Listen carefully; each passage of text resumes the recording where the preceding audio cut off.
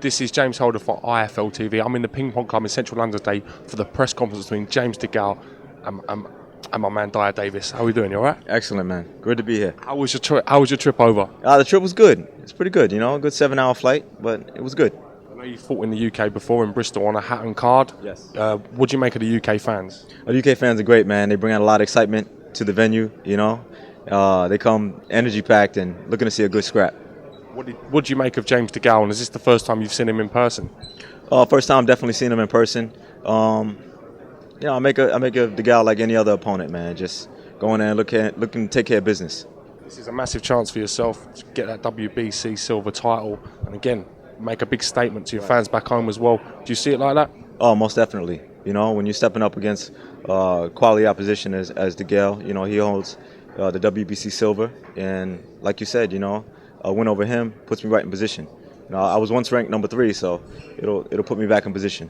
You spoke about carrying an injury going into probably one of the biggest fights of your life. Right. Are you over that? Injury problems are okay now? You're 100% for this? 100%. And the only reason why I didn't pull out of that fight is because of the opportunity. The Beaker fight. Yeah, I felt like, you know, with the Beaker fight, being that he's fought former world champions and he's been in there with some of the likes of the best, I beat Beaker, you know, that's making a big statement and possibly go on to fight Ward.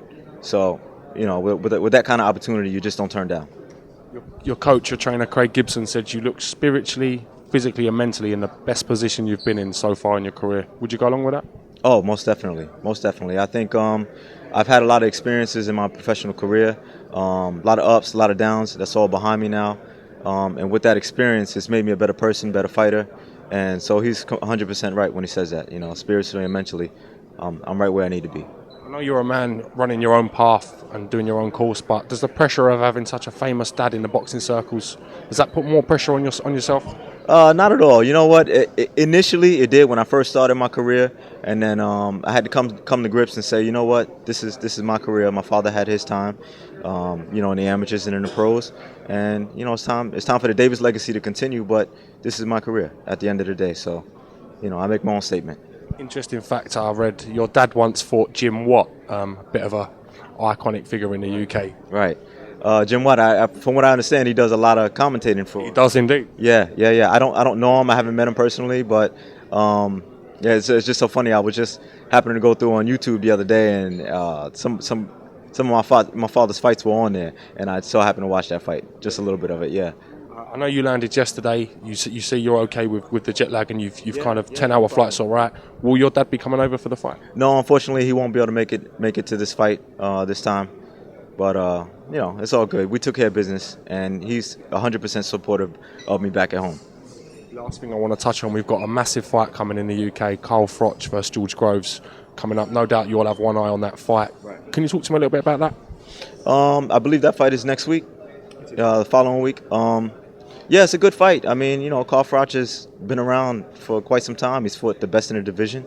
Groves has fought some good quality opposition. You know, he beat DeGALE, and deservingly he gets a shot.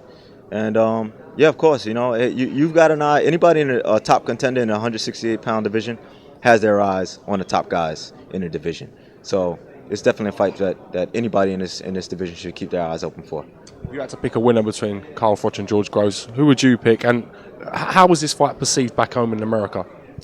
You know what? I really haven't talked to, you know, many people about the fight, so I'm not really sure about the reception. But it is a massive fight. I'm going to have to go with the experience. You know, like I said, Froch has been in there with some of the best 168-pounders out there. And from what I hear, you know, they said they sparred before. Froch is saying that he dropped him in sparring.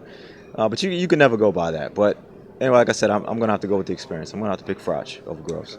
Okay, well, sir, I want to thank you for giving IFL TV a bit of time today. I wish you the best of luck with your fight. I hope you and James DeGALE both come out safe. And thank you for talking to IFL TV, man. Thank you very much. I appreciate all my fans. And thank you for IFL for having me. And I appreciate it. Thank you, man. This is James Holder with DYAH Davis for IFL TV. Thank you.